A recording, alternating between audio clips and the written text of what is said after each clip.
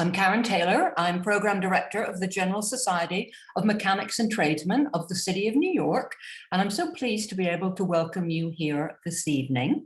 Tonight's lecture is part of the Artisan Lecture Series, and we'd like to thank all of you for attending this evening and for your support of this lecture. For those of you who might be less familiar with the General Society, a brief introduction. The General Society of Mechanics and Tradesmen of the City of New York was founded in 1785 by 22 artisans. Today, our nonprofit organization continues to serve the people of the City of New York through our various educational and cultural programs. These include our tuition-free Mechanics Institute, our John M. Mossman Lock Collection, our General Society Library, which recently celebrated 200 years, and finally, of course, our lecture series, which is also getting close to celebrating 200 years. At the conclusion of tonight's talk, there will be a short 10 to 15-minute Q&A, and please feel free to submit typed questions at any point during tonight's lecture. And of course, at the conclusion of the talk, through the Q&A section. We would ask that you use the Q&A section rather than raising your hand. Now, tonight we have the great pleasure of welcoming Valerie Balint as our speaker this evening. Valerie Balint has been the Senior Program Manager for Historic Arts, Homes and Studios, HAHS, since 2017. HAHS is a program of the National Trust for Historic Preservation. Before her current position, Valerie served for 17 years on the curatorial staff at Frederick Church's Olana, also an HAHS site, and most recently as Interim Director of Collections and Research.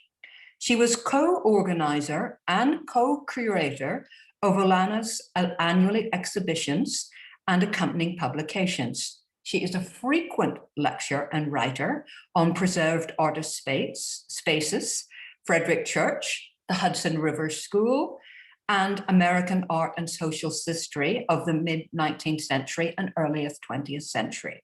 She's co-author of Glories of the Hudson, Frederick Church's Views from the Olana. Valerie is also the author of the wonderful Guides to Historic Artists' Homes and Studios, which of course is the topic of tonight's talk, and is available for purchase through Princeton Architectural Press, papress.com, and will be especially discounted from today until May the 6th if you use the code GS20. It is now my great pleasure to introduce to you Valerie Balant. Thank you so much, Karen, and I'm delighted to be here, and I'm going to start screen sharing right away.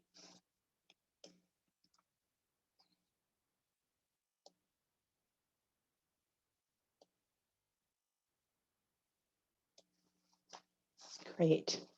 So good evening, everyone. I wanted to express what an honor it is to be asked to present for you one of the oldest and key institutions of our country's building and craft heritage, which continues through the living legacy of its programs. My thanks as well to Angelo Vigorito for providing tech support for us this evening. As I always say, it takes a village to host a Zoom event, and so I am so grateful for this assistance. As Karen noted, I am Valerie Balant, and I head the Historic Artist Homes and Studios program of the National Trust for Historic Preservation, which we affectionately refer to by our acronym HAHS, which I will say probably throughout this talk. And I'm delighted to be here to talk about the program and the guidebook we've launched. The Trust created HAHS in 1999 to support those places dedicated to national artistic legacy. And what began as a membership of about a dozen sites has grown to a consortium of 48 sites across 22 states, representing the legacies of more than 300 artists and spanning 3 centuries. Its administrative home is at Chesterwood, home of the sculptor of the Lincoln Memorial, which graces the book's cover, and where I work when we are not in a pandemic. Collectively, these sites in the network, all preserved and now open as public museums, provide opportunity to more than 1 million visitors annually to engage in place-based and immersive experience. The guidebook represents the first time these sites have been brought together in a publication with over 250 images. I like to think of it as sort of a Survey 101 class. 2019 marked the 20th anniversary of this program, and this book is a celebratory benchmark of how we've grown. It's a unique publication. We deliberately set out to create a guidebook, which we hoped would get people out to explore. It's meant to have you put it in your car, your purse, your backpack, but we also wanted it to serve as armchair travel and to sweep you away with its images and narratives. We could not anticipate COVID-19 realities when we started this project, but now hope that this book will first become dog-eared by people marking all the places they want to go, and then well-worn, perhaps even with the binding broken, when people can embark on real travel again. Something I love about the program and the book is that we seek to represent the depth and breadth of the places where art was made in this country, from the converted urban commercial space in Chicago, designed by 20th century imagist Roger Brown, who you see pictured in the sample entry from the guidebook, to the bucolic and rural American Impressionist colony in Old Lyme, Connecticut, where hundreds of artists, such as Childe Hassam, pictured here painting en plein air, documented the beautiful scenes around them, but also competed to create painted panels for the dining room of the boarding house where many stayed, to the home and total work of art created by artist couple, textile designer and architect Loya and Ilya Saarinen, where they raised two equally artistic children, Pipson and Arrow, but where they were also part of a larger artistic community, the Cranbrook Academy of Art, known as the cradle of modernism. Two, the log cabin studio Western painter Charles M. Russell built out of recycled telephone poles in the suburbs of Great Falls, Montana, having asserted that he always did his best work in cabins and everywhere in between. But these buildings are more than just the places where artists lived and worked. They are the tangible expressions of artistic evolution that reveal aspects of the artist's life and art that cannot be experienced elsewhere. Treasures that are often part of the very walls themselves. And this evening, I hope to take you on your first short excursion. But first, I want to take a small detour. Here, as all of you, I suspect know, is the Lincoln Memorial, and its impact transcends art.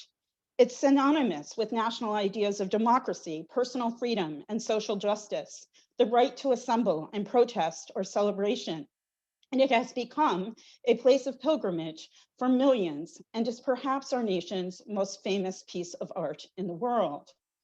But it is easy to forget that objects like this were made by a person and in a place, created through hard physical work and engagement with mental creativity and genius, by artists who were all contemporary and groundbreaking in their own era, who lived in places that both inspired them and were transformed by them, in places where they also played out their life narratives, where they enjoyed victories and suffered defeats, where they were as much people as they were artists, and I mean artists with a capital A.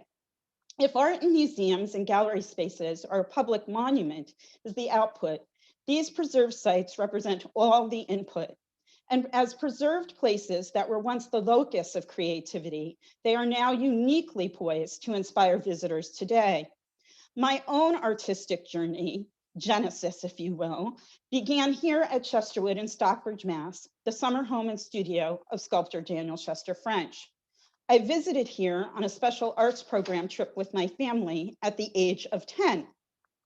Yes, I learned about the Lincoln, but I also discovered how French built this ingenious rail track just beyond the doors of his studio to take works in progress out into the open air to view how changes in light and perspective would affect the piece. I roamed around the artist-designed gardens and woodland walks, took in the majesty of the view of Monument Mountain, which inspired French to buy this property. I heard about the family life he nurtured here as a respite from the rest of the year spent in New York City in his studio, and how he called that time heaven. More than a decade later, when I went to apply for my first professional internship and saw an ad for Chesterwood, all the sensory power of that visit flooded back to me. I still feel it when I'm there today, a sort of genius loci, perhaps the guiding spirit of those who originally lived there, but also those of us, like myself, who are responsible for that legacy today. That is what every site in this network has to offer, and I hope the book does as well. And I hope we've managed to evoke some of that. As with so many HAHS sites, when I consider Chesterwood today, I now think of it as a total work of art, one conceived in the round, much like any one of his monumental works, that the landscape he designed is an extension of his artistic practice, which can give us insight into his sculpture if we are looking thoughtfully enough. And that the stucco-clad colonial revival home and Italianate studio he designed in collaboration with his longtime professional partner, architect Henry Bacon, are a synthesis of two enduring touchstones in his life and his work, his deep New England roots and the formative time spent studying as a young sculptor in Florence.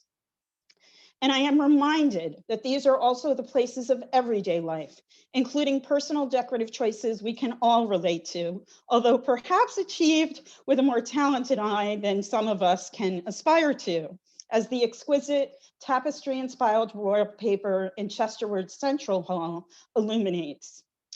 I like to think what is offered at these sites, including Chesterwood, is not so much an example of art imitating life, but as an integration of art and life. And while each of these places is singular, there are commonalities as well, and connectivity, which I hope I will help illustrate this evening.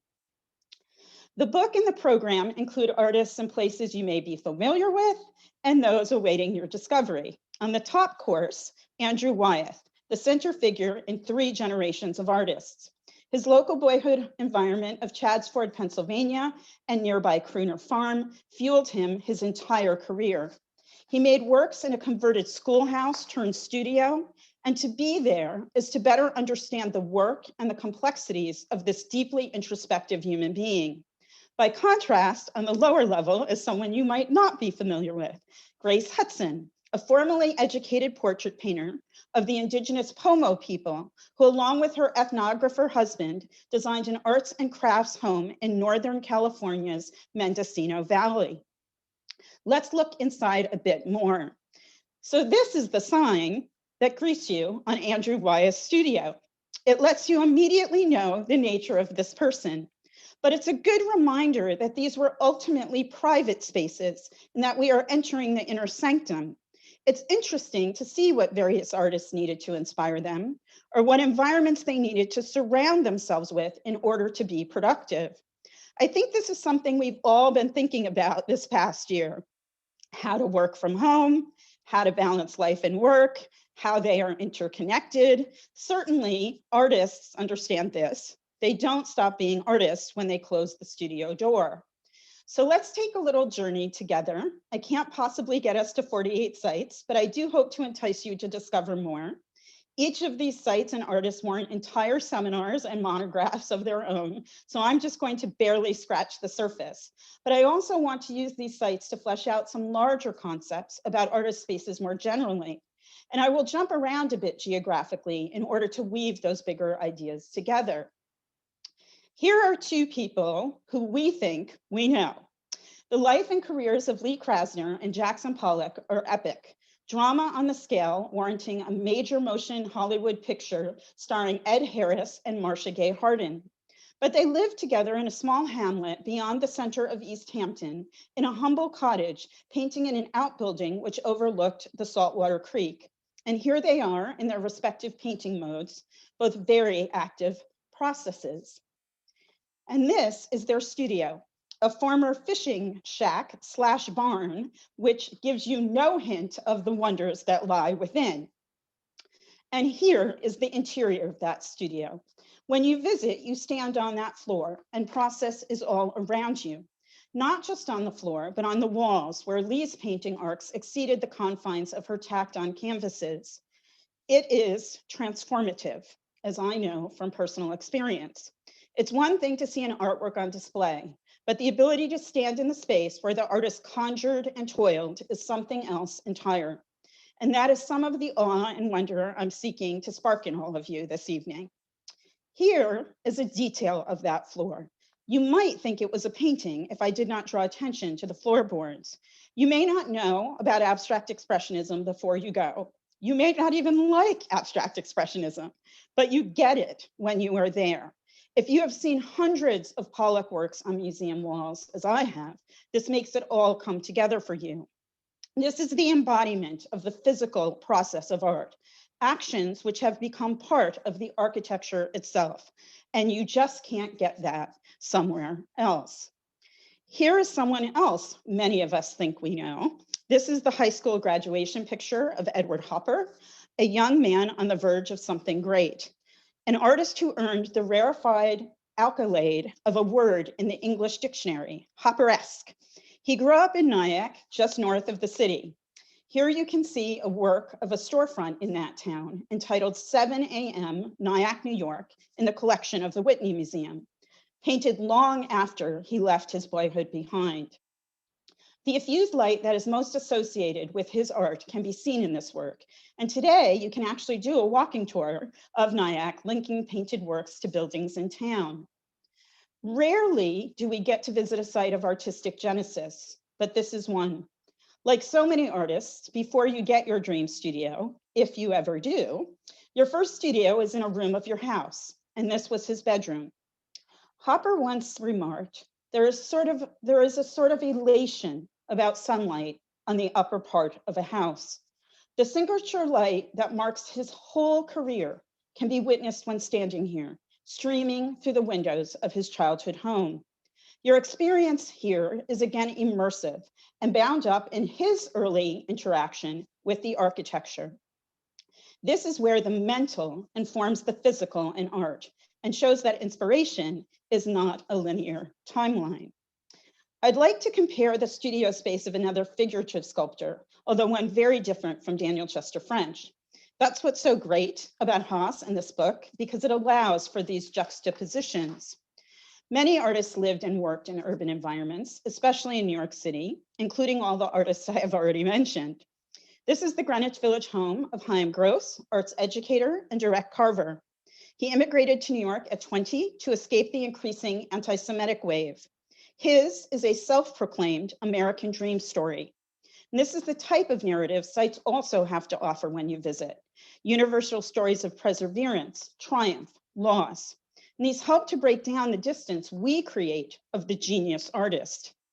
Here, Chaim Gross is seated in the ground floor studio he helped design in collaboration with modernist architects Arthur Malson and Don Riemann.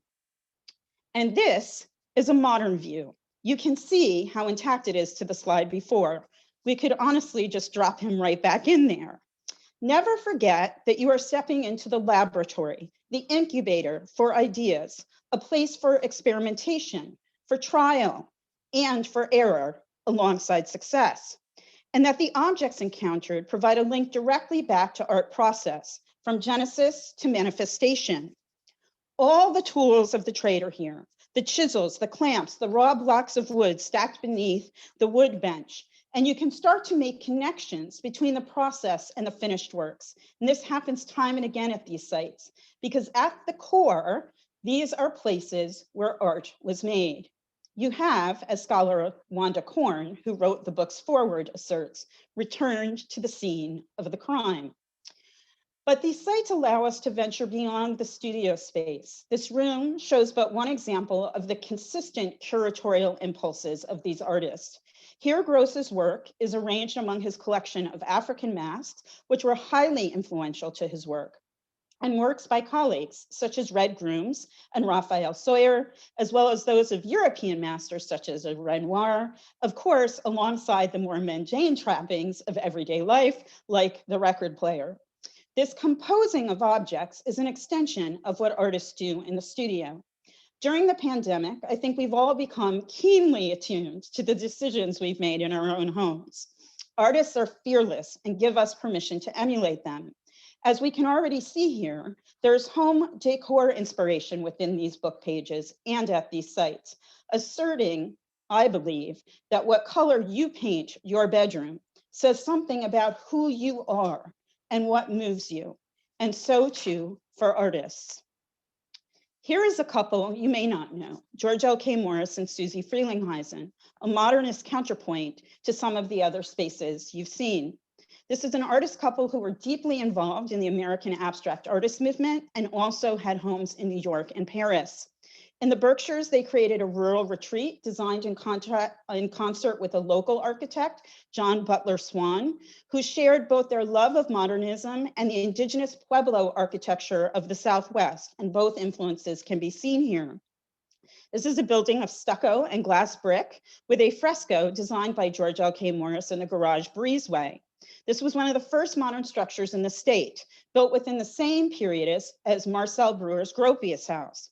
The studio to the left, above the garage, is earlier still and predates the house, based on Aux Enfants studio in Paris by Le Corbusier, which Morris saw when he was studying with Cubist painter Fernand Léger. You see George and Susie seated in front of a fresco of George's design. This was a really interesting couple. He was an art critic, an editor for numerous publications, including the Partisan Review, and she was a successful opera singer with starring roles in Tosca and Aida. And this is so indicative of the complex lives of the artists in this network. We seek to make these biographical details come alive in this book. Here is the living room of their home, replete with an Argentinian leather floor, Art Deco furnishings, and Susie's stunning piano in the back. Beyond the large windows, a lush landscape, orchards, and pool house await you. This was a glamorous couple, and this house certainly reflects that. But I want to draw attention to the murals and bas-relief at Wright. The relief is made from stone locally quarried in nearby Lee, Massachusetts. And the frescoes have been inset with glass elements, which Morris painted.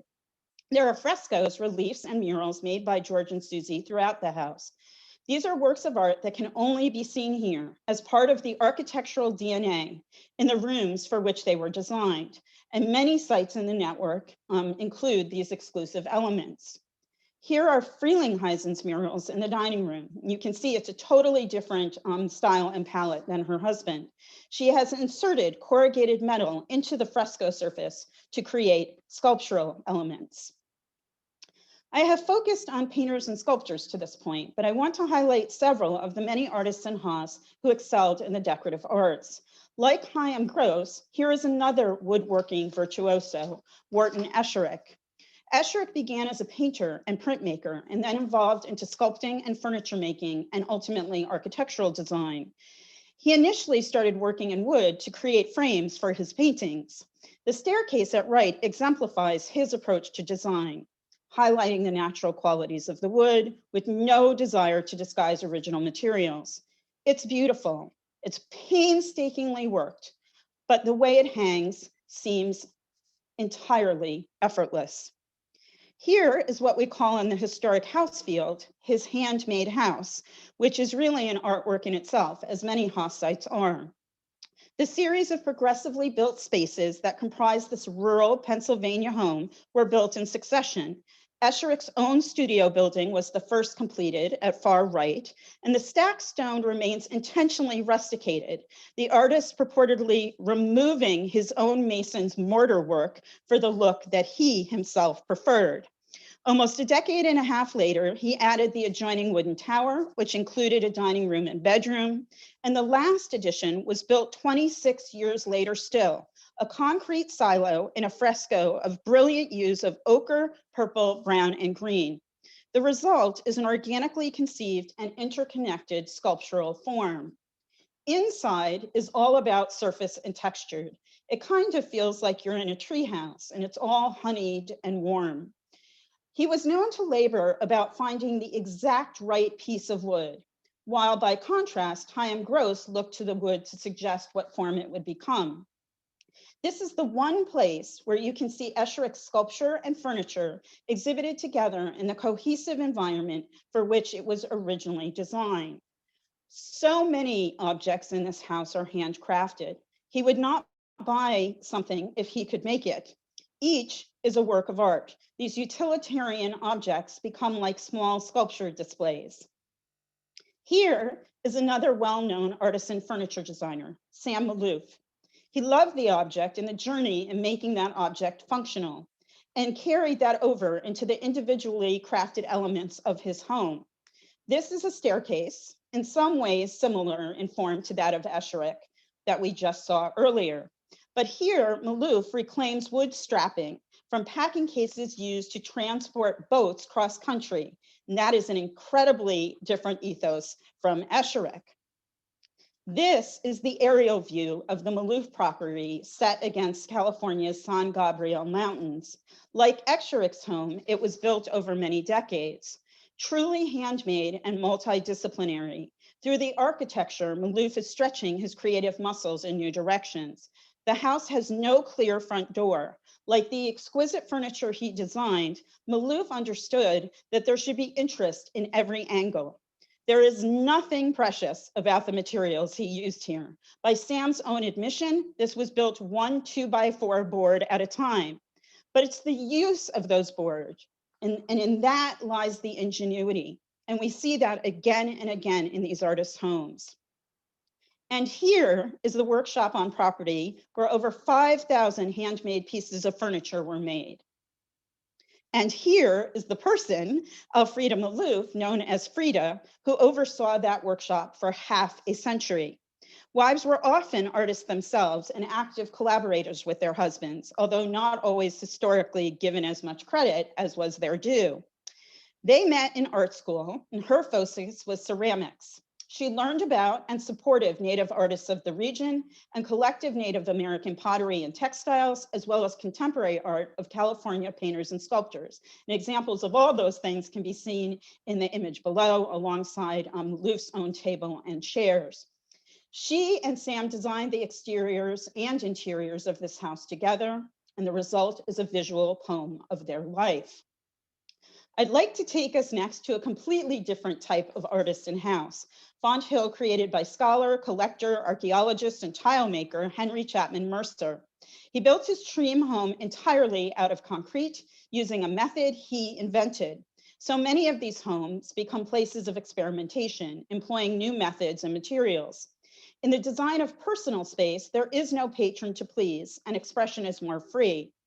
Mercer himself often questioned the sanity of his concrete endeavor, even as he was erecting it, a sentiment echoed daily by local newspapers who were covering it. What awaits inside is unexpected. The inside highlights Mercer's obsession and love of tile. I like to call it tilomania. Chinese, Persian, Spanish, and even ancient Babylonian texts. Here in the saloon, massive windows cast light on the dense arrangements of tile, which have been inset into every conceivable surface, including the ceiling. The patina on the walls was created by burning tar paper and letting the oil residue settle. Ingenious is all I have to say about that. The completed house is part home and part museum for the artist's eclectic ceramic, engraving, and book collections. It has castle-like proportions, boasting 44 rooms and 18 fireplaces. And while the house is loaded with historical references and objects, Mercer also included all the modern conveniences and latest technologies of his era, including an elevator and intercom systems to communicate throughout the house. The extensive tile work includes Moravian tile of Mercer's own designs. The tile works factory he started is still in operation and open nearby. I wanted to show a modernist counterpoint to this idea of the handmade house. Russell Wright was an industrial designer of furniture and tableware, well known for his long-running American Modern line, along with numerous others. His collaborator was his wife, Mary Einstein Wright, a talented artist and designer as well. Together, they authored a book entitled Guide to Easier Living, in which they laid out their aesthetic tenets, adapted for the modern suburban home. After Mary's death, Russell turned his attention to transforming an old abandoned quarry site. Here is the exterior of the home, which he designed in collaboration with architect David Levitt. Named Dragon Rock as part of the larger Manitoga estate, Manitoga meaning place of great spirit. The house just sits like a jewel nestled in. And just beyond the picture frame is a ledge falling away to a deep pool and series of small waterfalls. There are green roofs, a modernist aesthetic to be sure, but also many Japanese influences. And if you look closely, you can glimpse a table within the interior. And here is a table from another vantage point inside the home. Russell created various levels using the natural stone outcroppings of the cliff face. And the tree that you see at left provides structure and a natural element. Wright changed decor with the seasons and experimented often with lighting. He had started as a theater set designer. He had a deep, deep interest in nature and experimented with natural materials. At Wright, that is a butterfly screen made entirely of preserved butterfly specimens. Elsewhere, there are stone doorknobs and birch bark wrapped doorways. And it's an interesting counterpoint to the industrialist nature of Wright's artistic practice. Wright also designed the landscape, in this case as a series of outdoor rooms, much like French did at Chesterwood, albeit with a quite different aesthetic. There are also more traditional artists who move from the visual arts into multidisciplinary exploration and expression, where painters become architects, landscape architects, interior designers, such as Olana, home of Hudson River School painter Frederick Church. As Karen has already mentioned, I had the pleasure of working here on curatorial staff for 17 years before coming to HAHS. This is a total, holistic, 250-acre work of art as an expression of Church's greater sensibilities, all crowned by a Persian fantasy house of his design in collaboration with Calvert Vaux. Church was a world traveler, and here he is in Beirut in 1868 with his young son. And this was part of his image building as an explorer, capturing the far reaches of the globe in his artworks. Inside and Out is an amalgam of experiences had on his word travels and from his own imagination. Ideas reinvented through his artistic prism. The outside built using local limestone and brick, but in unique and complex patterns, at times imitating tile. Inside, stencils in the court hall take inspiration from tiled buildings seen in the Middle East. In the back is a window made entirely of cut paper, appropriating designs from Owen Jones' Grammar of Ornament, pressure fit between two pieces of amber glass, emulating the ambient light and screens he would have seen while traveling in that part of the world. And everywhere there are objects. He is a curator's dream. This is often referred to as a Persian house, but it's far more complex. So I want us to look at a detail. This is one corner of one bookcase in that same room.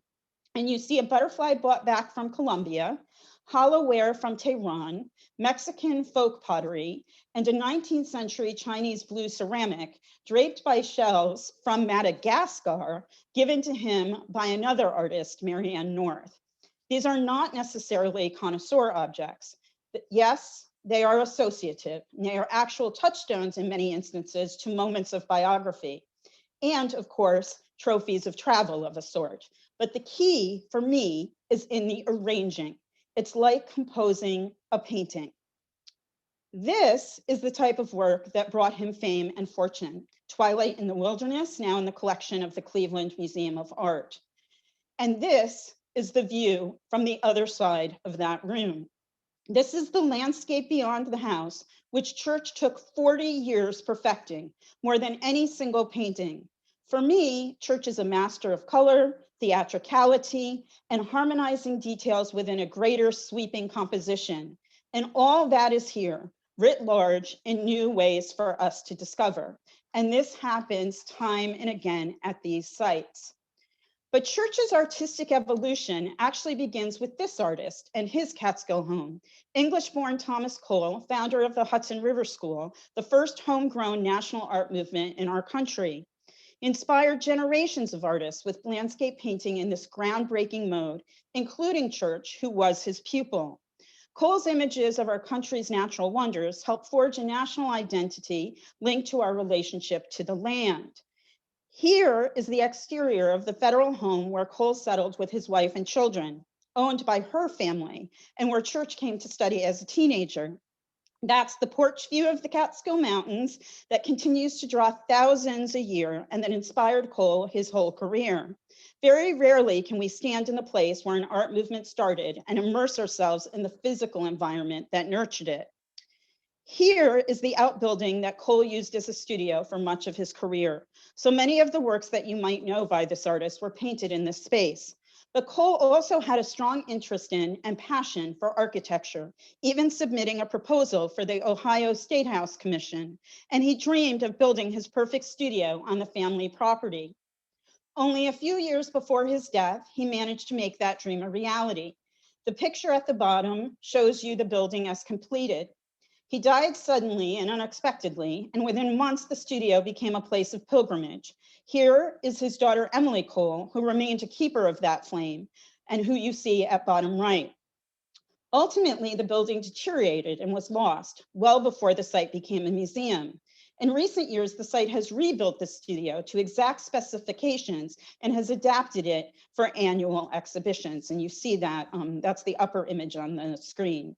It was Cole's interests that moved beyond the picture frame, and Church's early exposure to that limitless thinking that would have made the younger artists believe that he too could be his own architect.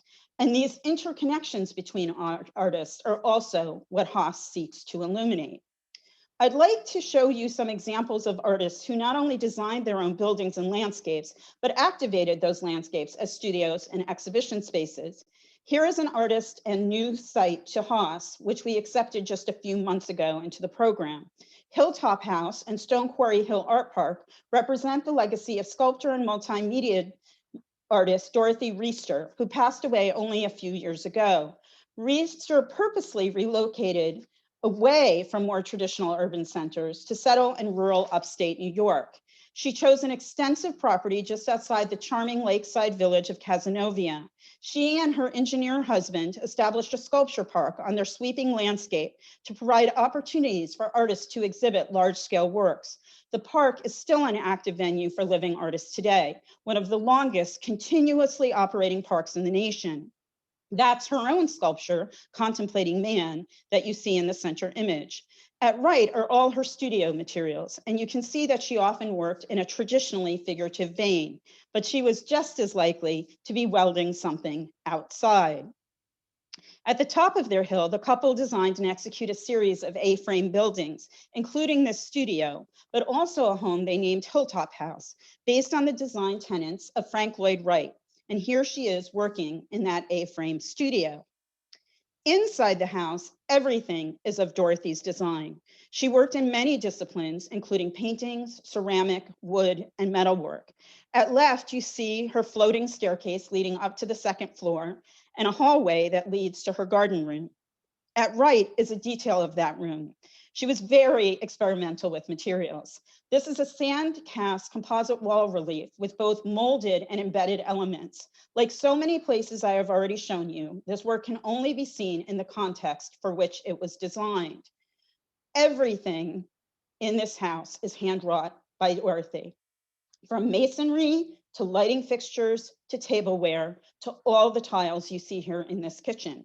And these can also be found in the bathrooms in the house. This site is an example of a hidden gem that most people know nothing about, but you should. And I promise the trip will be everything I have shown you and more.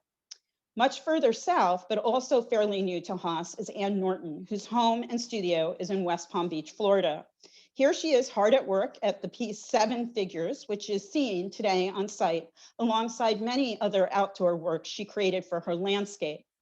Of course, the various aspects of sculpture making are displayed in the studio she designed: rough logs awaiting further carving, armatures for modeling clay, plaster models of the work we just saw on the previous slide. But studio spaces also include the less glamorous necessities of art making, such as the large slop sink. This particular studio also features items that are very rarely preserved. These are the complex patina compounds that create surfaces on bronze sculpture. For me, it's a bit of the alchemy that is at the very essence of creativity. But this is what awaits outside that studio. Looking back at the house originally designed by Maurice Fatio in 1925 by Anne's future husband, art collector Ralph Norton. Here again is a multidisciplinary expression of art, architecture, and landscape. These are monumental brickworks, late in career, hand-formed, and home fired, completely integrated into a landscape of Norton's design, showing the ever evolving practice of an artist, which is central to a life dedicated to making art over many decades. But for me, that's only a very small part of this compelling story. As Norton faced terminal leukemia, she embarked on creating a lush tropical oasis in her suburban town, with the goal to leave it to her community to enjoy in perpetuity. I love this story because it's so deeply personal to her, and it speaks to the basic human desires to create, to connect, but also to endure. It's also a preservation story. All these sites were saved through effort, at times by the artist and at others by those with a fierce commitment to ensuring legacy. And this is an important aspect of these sites that we also seek to include in the book. Not everyone decides to build their dream home or studio from scratch. Some demonstrate their ingenious application of what we call in the preservation field adaptive reuse, taking an existing building and transforming it to suit your needs and vision. Georgia O'Keeffe's home and studio in Abiquiu, New Mexico is perhaps one of the more famous. These buildings and the desert landscape that inspired her have become synonymous with this artist and her work.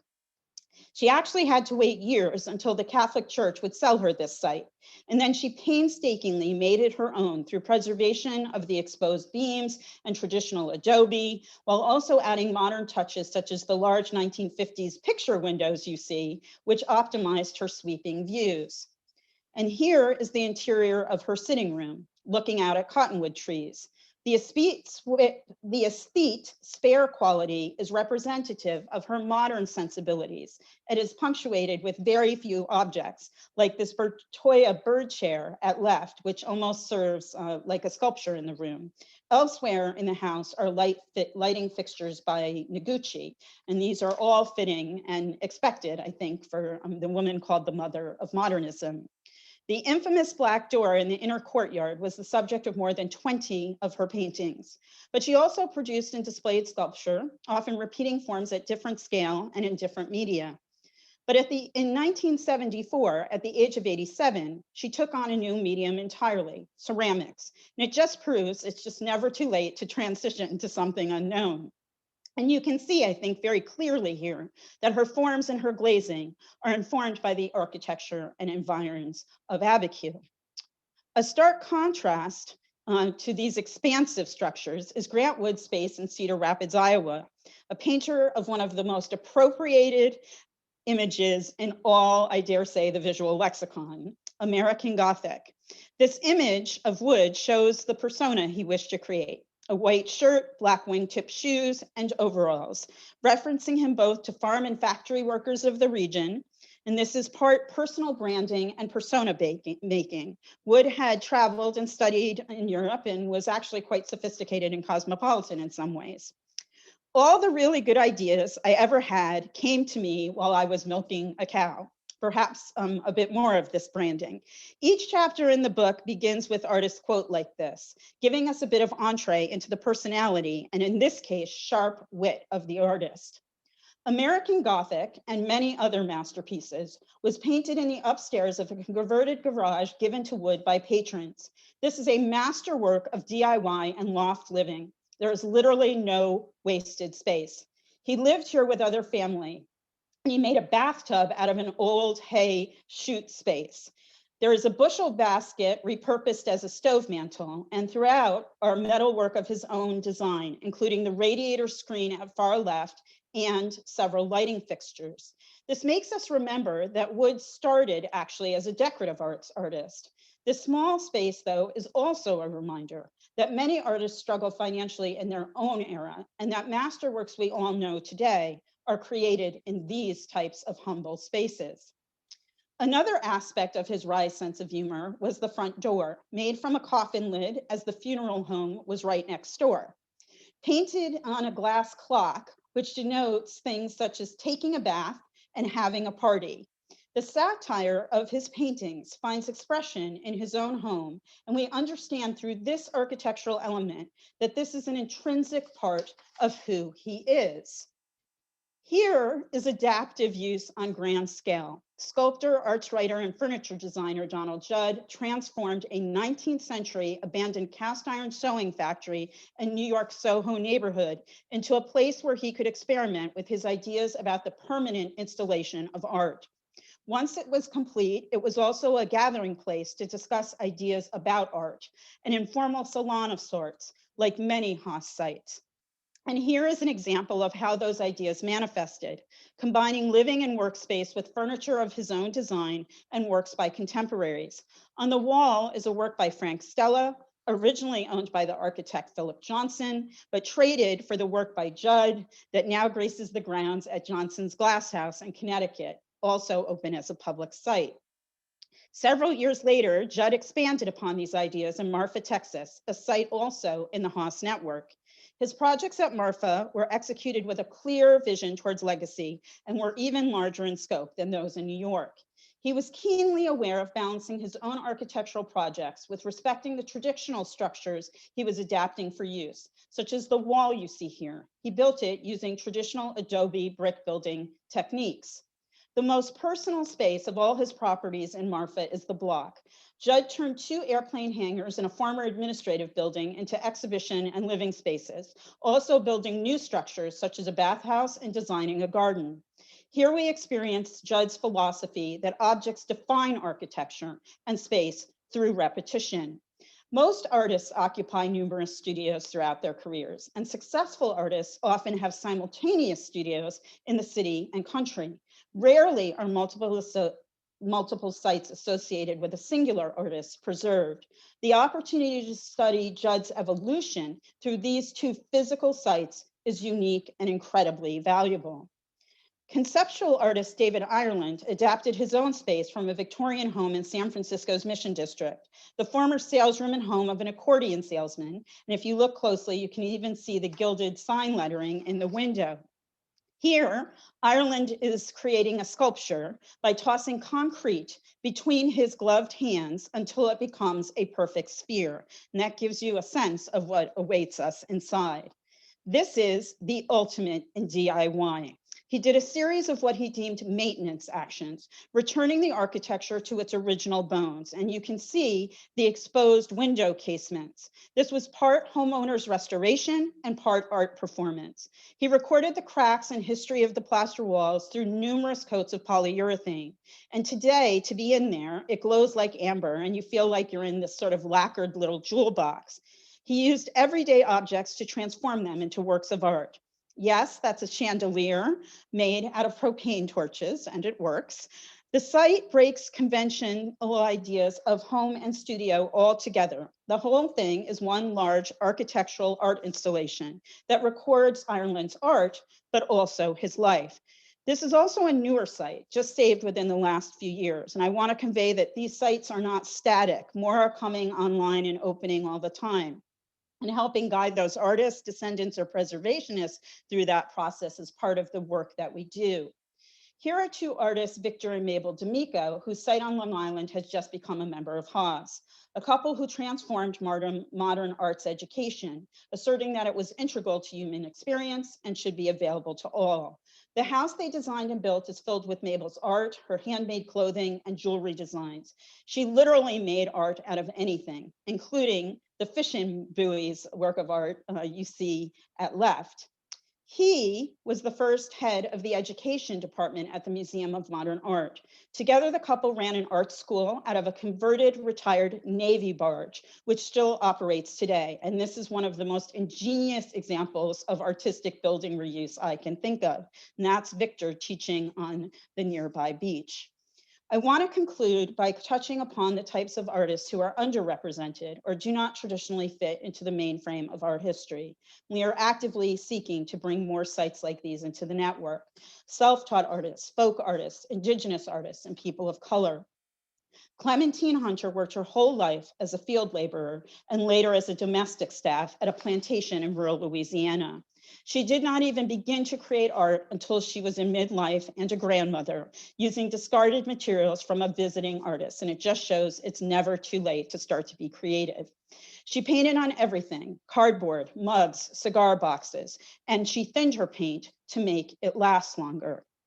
And this is one of the buildings on that plantation, designed, built, and used by slaves in an earlier generation than Clem, as she was often known, who was born emancipated. But here is what she created on the space's upper floor, a series of murals on plywood depicting her life on the plantation, including cotton picking, washing day, and here at left, going to church. I like to think of this as a bit of reappropriation of the space on her part and on her terms. But this is in part because she would never be able to build her own signature home and studio. We used to call this outsider art, but now we often refer to it as insider because only she can tell this unique story.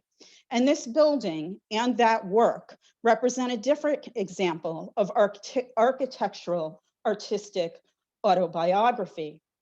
Her narrative is inspiring, but it also reminds us of the work to be done in validating these artists, these types of spaces, and their contributions to our artistic legacy. I hope this lecture will start you on your own journey, and I hope that the book offers rich virtual travel until people start to venture out again. Many sites are preparing to open this season after a challenging year, and they could use all your visitation and support. The situation, as you all know, remains fluid, so please check with sites about safety policies and hours of operation. The book is available at all major retailers and through our publisher, Princeton Architectural Press, and as Karen mentioned, with a special discount available to attendees this evening over the next few days. To keep up to date on HAHS and our initiatives, I urge you to join up for our newsletter on our website, artisthomes.org, or join us on Facebook. Thank you so much. And I believe we will have Karen lead us in Q&A. Valerie, that was absolutely fantastic. Thanks to you, we have been able to take a tour around the United States. And I feel like we should be all going on a road trip, well, as soon as it's possible, to see some of these fabulous places. Thank you so much. Victoria, would you like to say a few words before we start the Q&A? This is Victoria Dengel, our Executive Director. Yes, Valerie, thank you. And I agree with Karen. I feel restless sitting in this library and I feel richer, with having, sat through this lecture and you're sharing this information.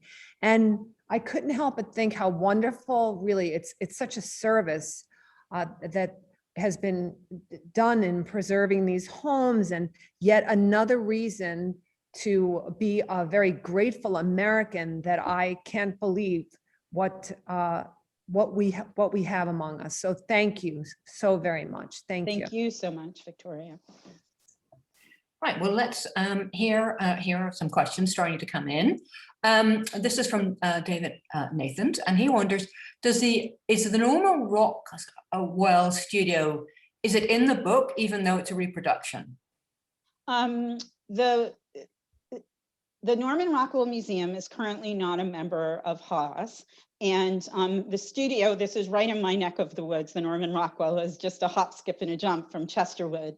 The studio was moved from its in-town location in Stockbridge, Mass, because frankly, it would have been raised otherwise. So typically we don't include studios that have been moved, but we actually are, we made a tremendous site visit to the Rockwell studio in 2019. And for us, it's really about the integrity of place relative to process. And we will likely be inviting them to apply for membership in the very short future. And I think I need to clarify that HAHS is a membership organization in which sites apply to become members and or are invited to apply to become members. And we evaluate them on a number of levels, including their stewardship, their preservation ethos, as well as the way in which they programmatically interpret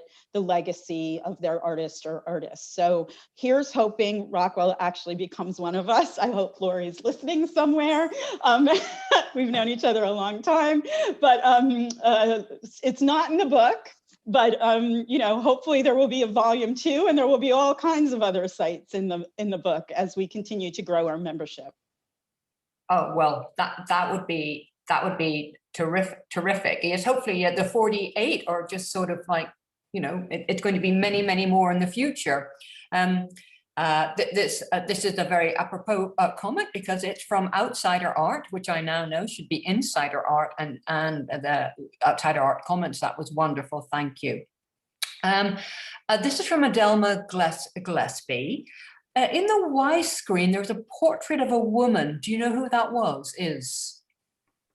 In the Andrew Wyeth yes. screen? That is one of his very famous portraits in the Helga series, which is a series of work that he did of a woman who lived locally in the area and that were discovered, I want to say, in the 1980s and largely exhibited at that time. And if you just Google Wyeth and Helga series, you will see dozens and dozens. That's just one example of what you will see of dozens of works that will come up. Right, thank you. And this is from Denise Marcel, and she wants to have, I'm very happy to repeat this, about information about ordering the book.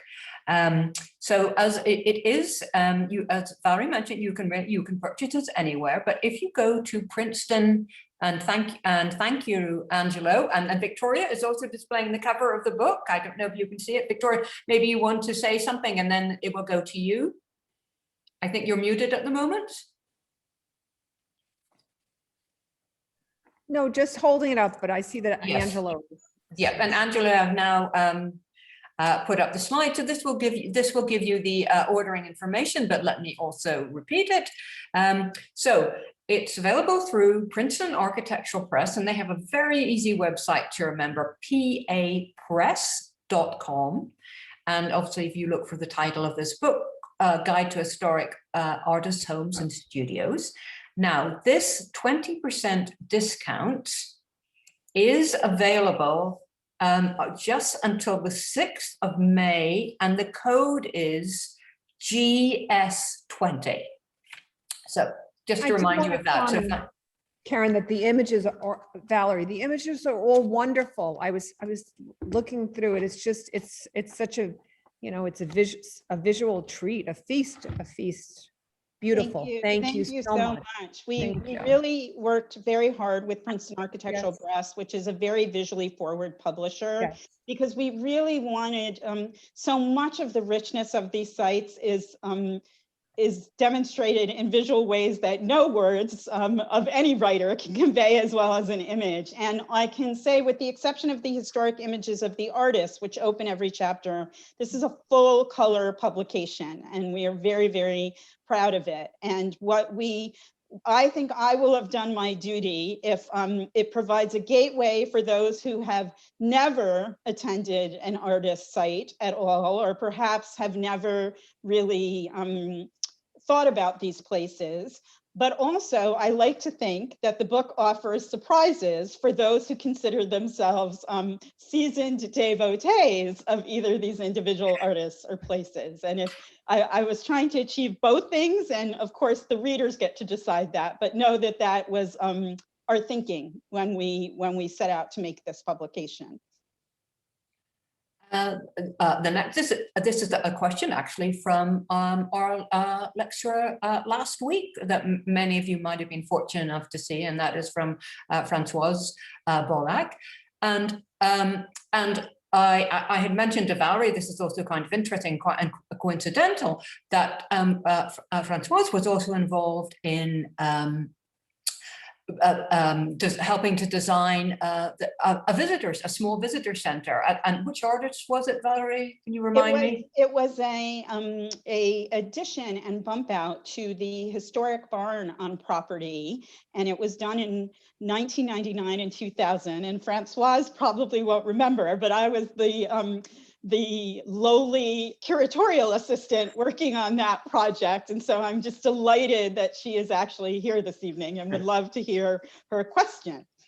And her question is, are people really allowed to walk on the floor of the Pollock studio? You really, really are. You must put on little white booties over your shoes to protect the paint surfaces. There are a couple other sites where that is too. I didn't show you the studio of the Frelingheisen Morris house, but that is an inlaid marble checkerwood floor, also very, very fragile. And so the way in which we are, able, those who run these sites are able to offer this type of immersive experience is by having you put on these little booties, and then at the end, you take them off. So yes, you stand right in the middle of that floor, and it is unbelievable.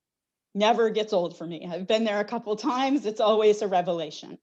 No, how fantastic to stand on the floor of Jackson Pollock's studio. It is, you're standing on an artwork basically, really, aren't you? So that is really wonderful. Francoise also adds, this was a fantastic lecture, and all those spaces are so much about a whole life where there is no boundary between art and everyday life. And I think that was very, very clearly proven in the images you showed.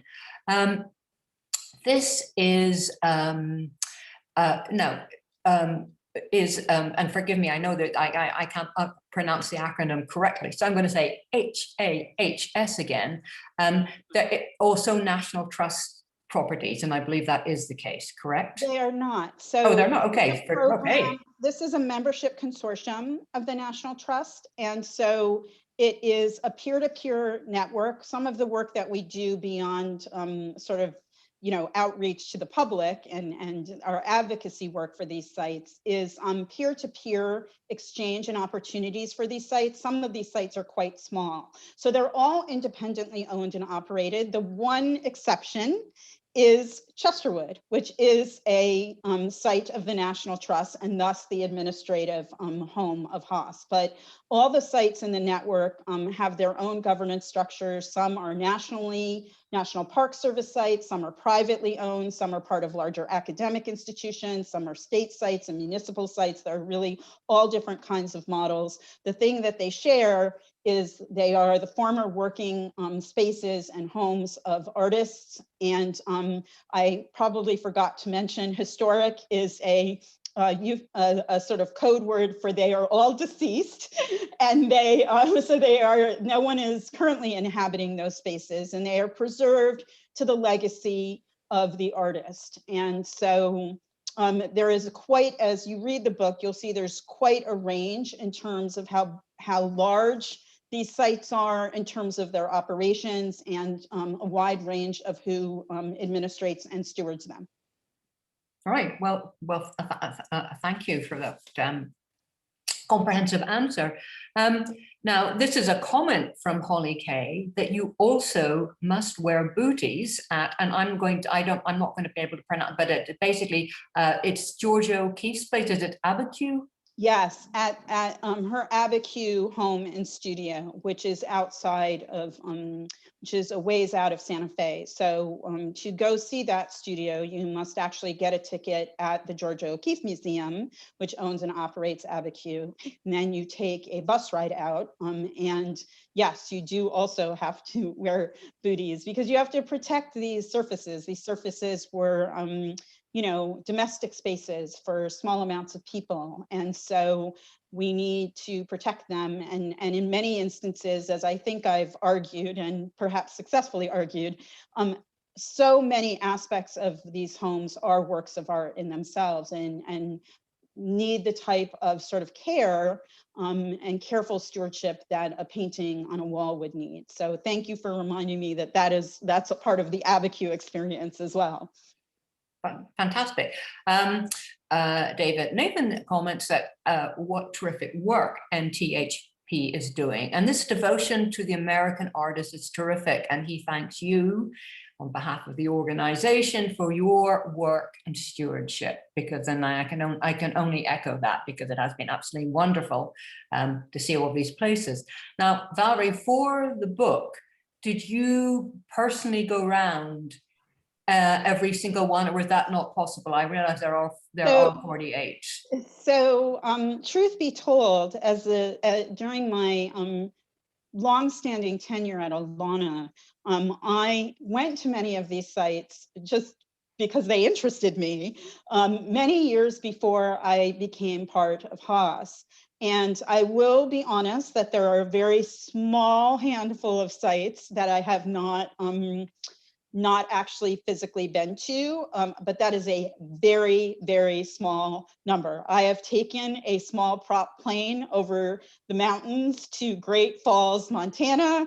I have been to the James Castle House in Boise, Idaho, which I did not talk about this evening, but I have made it, since I came to HAHS, a mission to get to almost every site. And had not the pandemic occurred, I was slated to go actually to, I think it's 5 sites that I have not physically been to. And there are numerous sites within HAHS that I have been to 5, 6 times because there's always something new for me. Even me, who is incredibly seasoned and knows these sites in some ways inside and out, there's something always new to discover, which is what I urge you all to do as well.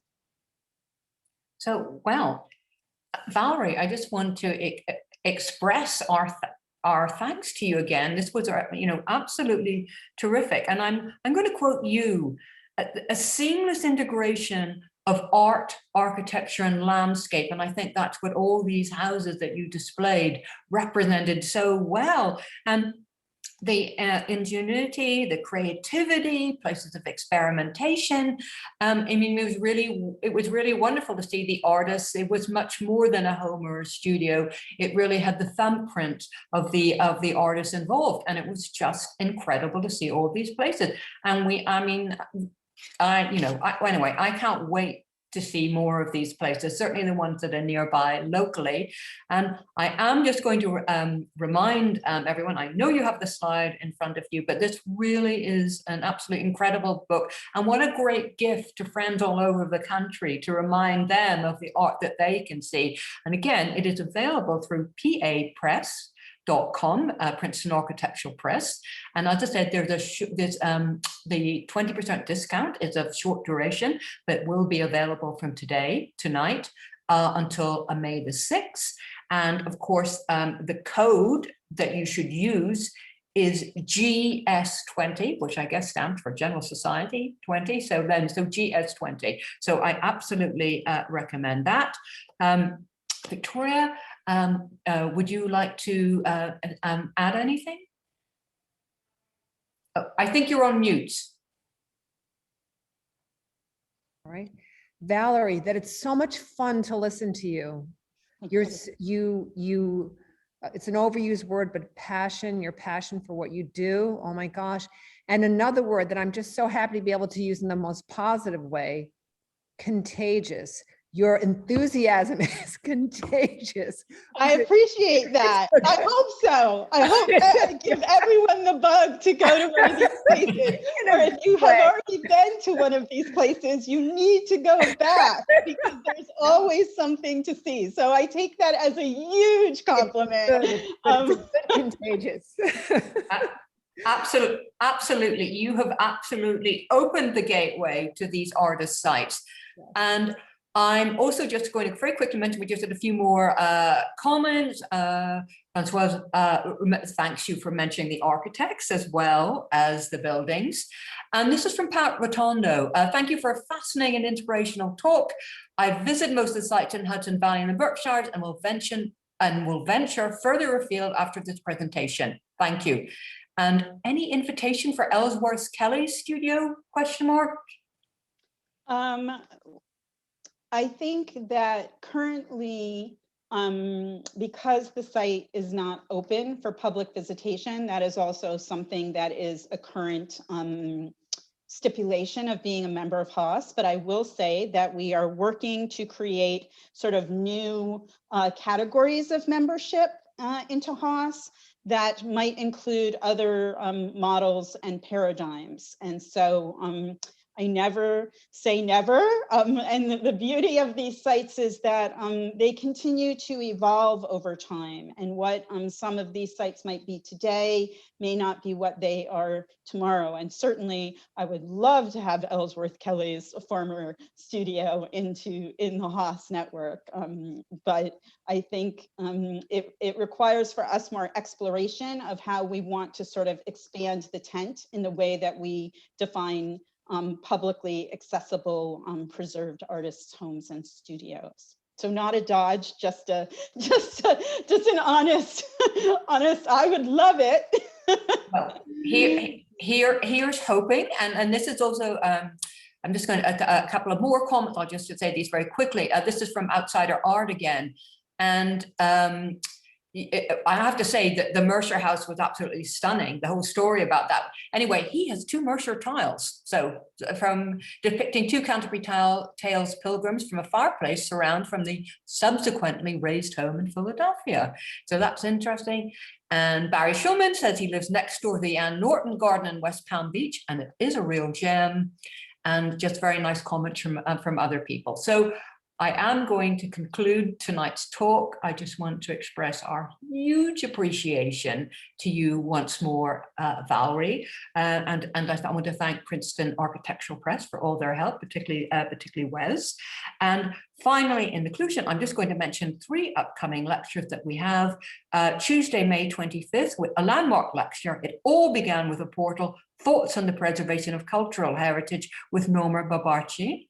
Tuesday, June 15th, the Artists and Tools of the Trade Throughout the Centuries with Sharon Suchma.